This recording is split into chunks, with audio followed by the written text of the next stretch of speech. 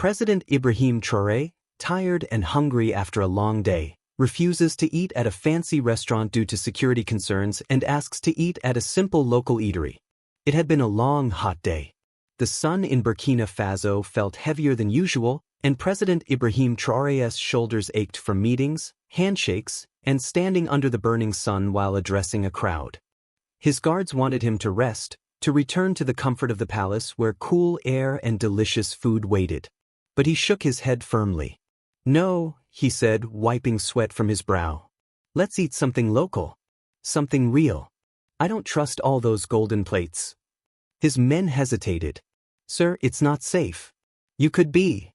"I know," he interrupted. "That's why we'll go without notice. No sirens. No flashing lights. Just me. Just food. That's all." And just like that, the black SUV turned away from the shining five-star hotel. They drove down a dusty road, past market stalls and old houses, until they stopped at a humble eatery with plastic chairs, an open window, and the smell of fried plantain in the air. Inside, the cook smiled nervously as he walked in. She had no idea who he was.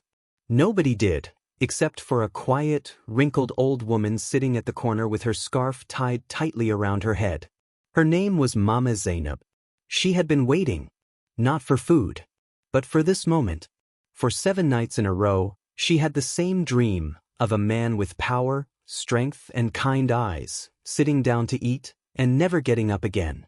Every morning she woke up with her heart pounding, her clothes soaked with sweat. She had no name, no face, until this very moment. The moment he entered, she knew. It was him. Her breath caught. Her legs trembled. But her mind was clear. As President Ibrahim sat down and smiled politely, a plate of white rice and stew was set before him. He picked up his spoon. That's when Mama Z shot up like lightning.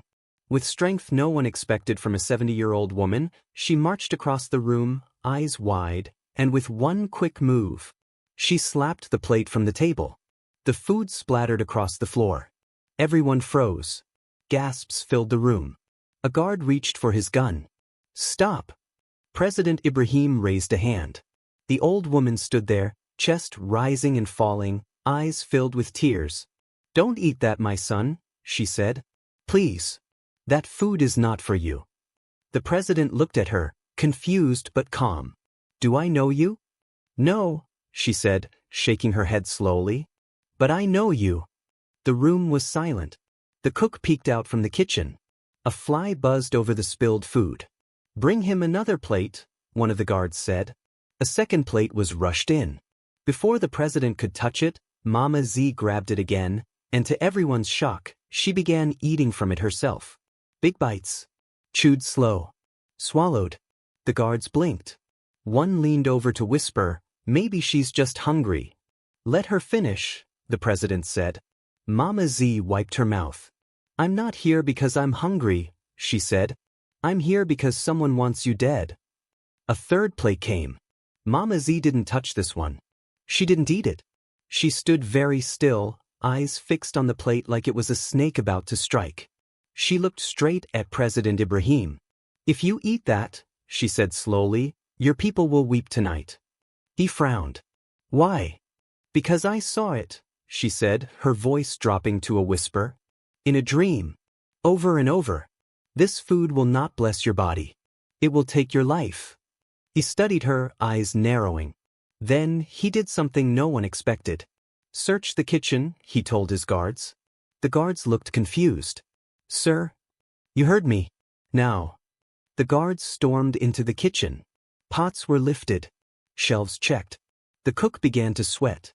Her eyes darted from corner to corner. Then one of the guards shouted, "Here, in the spice rack." He held up a small dark bottle. The label was scratched off. "What is that?" asked the president. The guard opened it and sniffed.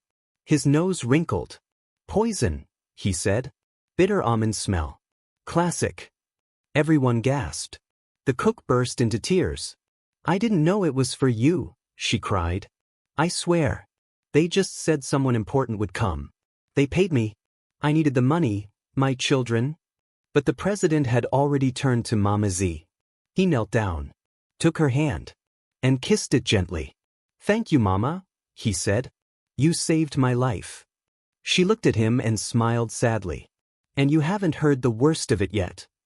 The room was quiet again, but the silence this time was heavy, full of fear, shock, and whispers. The cook knelt on the floor, shaking like a leaf in the wind. Her apron was stained, her eyes wide and wet. She looked nothing like someone who would harm anyone. But poison was found. And it was real. "Who gave you the bottle?" one guard asked her harshly. I don't know his name," the cook stammered. "He wore dark glasses and spoke in whispers. He said if I didn't do it, they'd hurt my children. Please believe me. I never meant to kill anyone." President Ibrahim Traoré stood up slowly, his jaw tight, eyes narrowed. "You accepted money to poison someone, not knowing who? Just for money?" She nodded, crying harder. "I was desperate. My husband left me. I have 3 children to feed. I thought it would be someone bad, someone rich and evil. Not you. Not the president." He turned to Mama Z. "You said you saw all this in a dream?" The old woman nodded. 7 nights in a row. The same food. The same face. The same pain. You were dying again and again in my sleep, my son." The guards looked at one another, confused but alert. Some raised their eyebrows. One whispered, "Maybe she's just lucky." "No," said the president. "This is not luck. This is a warning from above." Mama Z slowly sat down again. She was tired now, but her voice stayed strong. "There's more," she said. "What more?" Ibrahim asked, folding his arms. "Some of the men around you. They are not who they say they are." The guards stiffened. The old woman's eyes scanned the room. Her voice dropped low. "Not all snakes live in the jungle. Some sleep in your bedroom." The president frowned. "You think someone close to me planned this?" "I don't think," she whispered. "I know. I saw it. In the dream, I saw uniforms. I saw shining boots. And I heard laughter." Now the room was cold, though the air was hot. President Ibrahim looked around at his guards. These were men who had sworn to protect him, who stood beside him during speeches, who rode in his cars. But could they all be trusted? "Bring the cook to the vehicle," he said calmly. "Make sure she's safe." As they pulled the cook out, Mama Z stood again. "I'm not done speaking," she said. The president waited. She pointed her old, bony finger at the second guard from the left. She said. The man blinked. "Me?" "Yes," Mama Z said, walking closer. "You didn't want the president to come here tonight. You argued about it in the car. You said it was risky. You said you had a bad feeling." The guard stepped back, alarmed. "That's not strange. It's normal to worry about the president's safety." She nodded. "True. But it wasn't worry. It was fear."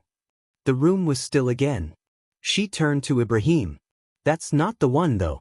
He only heard the plan. He didn't make it." "Then who did?" She closed her eyes. "I can't see his face. Not yet. But he walks with you. He eats with you. His smile is wide, but his heart is empty." President Ibrahim walked out of the restaurant and stared into the night sky. He remembered something suddenly, something his wife had said just 2 days ago.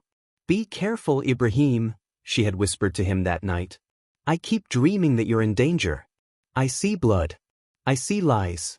Please take care." He had kissed her forehead and laughed. But now, he was not laughing. He felt cold. He turned back to Mama Z. "You said you saw uniforms. Could it be one of the generals?" Mama Z shook her head. "No. The dream didn't show gold or medals. Just boots. And a shadow." The president sat on the steps outside the eatery, thinking hard. His heart was beating faster now, not from fear, but from something deeper. Betrayal. He had given his life to serve the people. He had fought for them, stood up for truth, and removed corrupt leaders. Why would someone close to him want to hurt him? Mama Z sat beside him slowly. The guards kept their distance. None dared speak. "Do you know what your name means?" she asked softly. He nodded. "Yes. Ibrahim means father of many." She smiled. "But you cannot protect many if you are not protected yourself." He looked at her, his face serious. Why did you help me, Mama? You don't even know me. She looked into his eyes. Because my own son was a good man. A soldier. He was killed by poison too. But no one saw the signs. No one believed my dreams then. This time, I refused to stay silent. Tears welled up in Ibrahim's eyes, but he quickly wiped them away.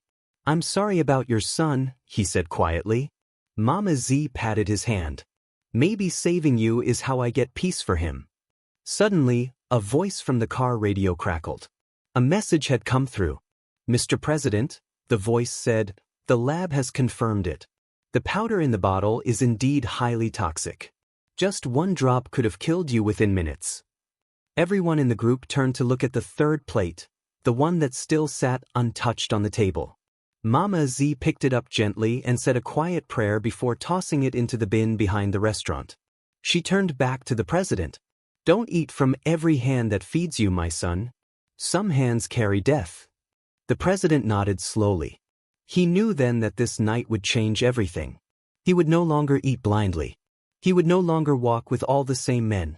He had been saved, but something inside told him this was only the beginning. The night was quiet again, but inside President Ibrahim Traoré's heart, a storm was raging. He sat in the back seat of his car, with Mama Z beside him. The car moved slowly through the quiet streets of Ouagadougou. But his mind was far from calm. He kept thinking about the dream Mama Z had spoken of. A man with shining boots, she had said. A traitor in your circle, she had warned. And now, he believed her. He remembered how his wife, Miriam, had also begged him to be careful. Don't trust everyone, Ibrahim, she had said with worried eyes. Sometimes the devil wears a uniform too. He had smiled at her, thinking she was just being soft. But now those words felt like thunder. Beside him, Mama Z sat quietly. Her hands were folded in her lap. She looked out the window as though she saw something no one else could see. Tell me more about your dream, Ibrahim said softly. Mama Z turned her head slowly. Her voice was low and calm. The first time I saw it, I thought it was just a nightmare. But when it came again the second night, and then the third, I knew it was not just a dream. I saw a table with food. I saw you take the first bite. And then I saw your face change. You held your chest. You fell to the ground. She paused, eyes glistening. I screamed in the dream, but no one heard me. Every night, I begged you to stop eating. But you never listened, until tonight. Ibrahim took a deep breath. And the man in boots? He was always standing in the shadows. He never showed his full face. But every time you fell to the ground, he laughed. A cold, wicked laugh. The president clenched his fists. Mama Z looked at him and said, there is one more thing. In the last dream, before I woke up, the man came close. I saw a scar. A long one, right above his left eye. Ibrahim's heart skipped. A scar above the left eye? He quickly pulled out his phone and opened the pictures of his personal guards. One by one, he zoomed in on each face. Then he saw it. Captain Doma. He was one of the president's closest guards. Always quiet. Always polite. He had once taken a bullet for another officer. He had earned everyone's trust. But he had a scar. A small one, above his left eye. Captain Doma? Ibrahim whispered to himself. Mama Z's eyes grew sharp. That's him, isn't it? I'm not sure, he said quickly, hiding the phone. But he knew. Deep inside, something told him the old woman was right. A traitor had been walking beside him. Do you want to act now? She asked. The president shook his head. Not yet. If we move too fast, he'll run.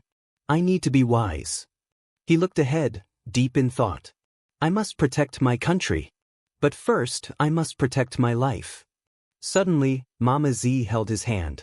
Then listen to me, my son. From today, eat only from hands you trust. Sleep in places only your heart can rest. And above all, never ignore the voice of warning again. Ibrahim nodded. I won't. As they reached the presidential villa, security surrounded the car. Mama Z looked up at the gates. You live like a king, she said softly. But even kings can fall if they forget the power of dreams. That night, in his bedroom, President Ibrahim called his wife. "Miriam," he said, "you were right. There is danger. Someone close to me tried to poison my food." "What?" she cried. "Ibrahim, I told you." "Oh my God, are you okay?" "I'm safe," he said gently, "because of a woman who saw a dream. Her name is Mama Z." He told his wife everything. How the woman had eaten his food to protect him, how she warned him, how the poison was found, and how she even saw the traitor in a dream. Miriam was silent for a while. Then she said, "Bring her here. She must not be left alone. You need her close." "I've already decided," Ibrahim said. "She'll stay here. In the villa." In the morning, Mama Z was given her own clean room in the house. Not too big, not too small, but warm and safe. She was given clothes, food, and even a small radio. "Thank you," she said, smiling. "But I don't need much. Just peace." Ibrahim visited her every day. He listened to her stories, her dreams, her warnings.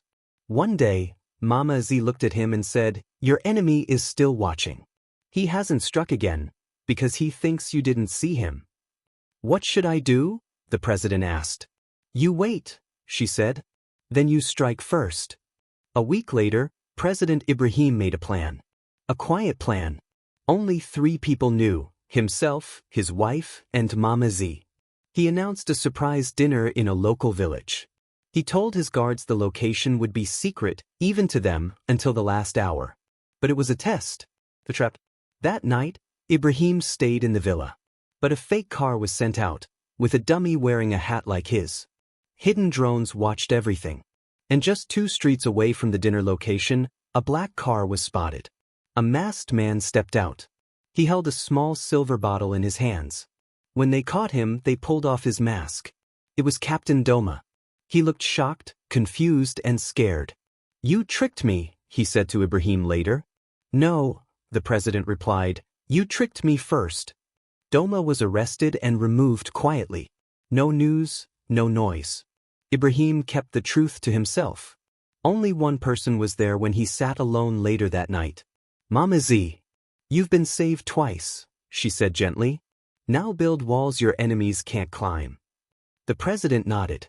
"I will." And for the first time in many days, he slept peacefully. The sun rose slowly over the city of Ouagadougou. But inside the presidential villa, something brighter had already risen, a new feeling of safety and peace. President Ibrahim Traoré stood on his balcony, staring into the morning sky. Birds flew by, free and fearless. And for the first time in weeks, he felt like them, safe. He turned around and looked at the small garden below. Mama Z was sitting there, under a mango tree. She had a wide hat on her head and a small cup of tea in her hand. She was smiling. It was hard to believe that just days ago, she was a stranger in a local eatery. Now, she was the woman who had saved the president's life. He walked down quietly and joined her on the bench. "Good morning, Mama," he said warmly. She looked at him with kind eyes. "Good morning, my son. You slept well." "I slept like a baby," he said with a chuckle. "Thanks to you." She nodded and sipped her tea. "You know," Ibrahim said, "the people don't know what you've done for me." "They don't need to," she replied. "Let them sleep in peace. That's enough thanks for me." "But I want to tell them," he said. "You saved my life. You warned me of danger. You even showed me who the enemy was, before I saw it myself." He stood up slowly, hands in his pocket. "You saw what even my strongest guards didn't. You fought with your dream. And your courage." Mama Z laughed gently. "My only weapon was my big mouth and a spoon," she teased. They both laughed. But Ibrahim was serious now. "You are no ordinary woman," he said. "You saw into the heart of danger. You protected me like a true mother." She was silent. "I want to do something," he said. "Not just for you, but for this country." He leaned closer. "I want to give you a place, not just in my home, but in this nation." Her eyebrows lifted. "What do you mean?" "I want to name you Mother of the Nation." Mama Z gasped. "No, no, no," she said quickly. "I'm just an old woman. I live in a small hut with a leaky roof. I have chickens. I wear slippers to church. I am not made for such a big name. But Ibrahim smiled. That's why you're perfect. This country has many mothers. But it needs one that reminds us all of courage, wisdom, and love. You are that mother. Tears filled Mama Z's eyes. She looked away, then wiped her face. If my late husband could see me now, she whispered, he'd be laughing in heaven. Later that day, the president held a small ceremony in the garden. No press, no big noise. Just a few people who mattered. His wife, some advisors, a few trusted guards, and Mama Z in a clean blue dress with gold buttons. Ibrahim stood before her and held out a medal. It was small but shiny, with the shape of Burkina Faso's map on it. With this, he said, I name you Mama Zainabu, Mother of the Nation. For your bravery, your warning, and your unshakable love for life. Everyone clapped softly. Miriam, the president's wife, hugged Mama Z and whispered, Thank you for saving my husband. Mama Z smiled. That night, Mama Z sat in her new room again. It was quiet, peaceful, and warm. On the table beside her bed was a photo of her with the president and his wife. She touched it gently. Then she looked out the window. I don't need money, she whispered. I don't need fame. Just peace and a place to be heard. She looked up to the stars. Thank you, Lord, she said. For the dream. For the courage. For the spoon. Meanwhile, the president sat in his study, thinking about everything. His guards had been quietly reshuffled. Only the loyal ones remained. The poison cook was in jail, and those behind her were being hunted down. And he was alive. Because of a dream. Because of a woman who didn't look powerful. But was. The next morning, the president visited a village for a school opening. Children waved flags. Some shouted, President Ibrahim. Others shouted, Long live Mama Z. The name was spreading. The story had slipped out quietly, like fire in dry grass. Soon, people began to visit Mama Z, seeking advice. Even politicians came to ask for her blessing. She gave them all the same answer. Be kind. Be truthful. And never ignore the small voice in your dream. One afternoon, a little girl came up to her.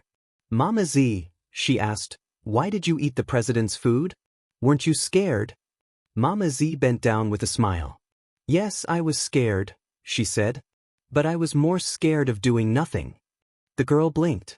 What does that mean? It means, Mama Z said, tapping her nose, if you see danger and keep quiet, you're helping the danger grow. The girl smiled and nodded. I want to be brave like you. Then listen to your dreams, Mama Z said. And as the girl skipped away, Mama Z looked at the horizon. The sky was wide and free. Just like her spirit. Moral of the story. Never ignore your inner voice. Even the smallest person can make the biggest difference. Sometimes, courage means doing what is right, even when it looks foolish to others. If this story touched your heart, share it with someone who needs to be reminded that one voice, one dream, one act of bravery can change the world. Tag someone you call Mama, and say thank you. And remember, always listen to your dreams. They might just save a life.